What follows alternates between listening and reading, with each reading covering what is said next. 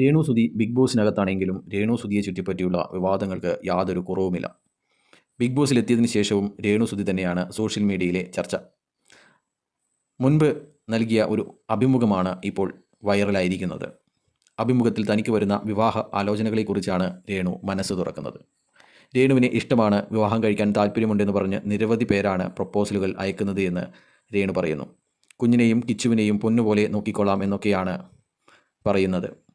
അതിനിടയ്ക്ക് ഒരു വലിയ ബിസിനസ്മാനും മെസ്സേജ് അയച്ചിരുന്നു. അദ്ദേഹത്തോട് സോഷ്യൽ മീഡിയയിലെ പ്രശ്നങ്ങളൊന്നും ചേട്ടനെ ബാധിക്കില്ലേ എന്ന് ചോദിച്ചപ്പോൾ അതൊന്നും ഞാൻ ശ്രദ്ധിക്കുന്നില്ല എന്നും എനിക്ക് പണമുണ്ട് എന്നുമാണ് അദ്ദേഹം മറുപടി പറഞ്ഞത്. നീ സമ്മതിക്കുകയാണെങ്കിൽ ഞാൻ നിന്നെ കെട്ടുമെന്ന് അദ്ദേഹം പറഞ്ഞു. എന്നാൽ ഈ പ്രപ്പോസലിനോട് എൻ്റെ പൊന്നു ചേട്ട എന്നെ വിട്ടേക്കൂ എന്നാണ് മറുപടി പറഞ്ഞിരിക്കുന്നത്. എനിക്ക് പ്രണയമുണ്ട്, അത് സുധിച്ചേട്ടനോടാണ്, അന്നും ഇന്നും എന്നും അത് തന്നെയായിരിക്കുമെന്ന് രേണു സുധി പറയുന്നു.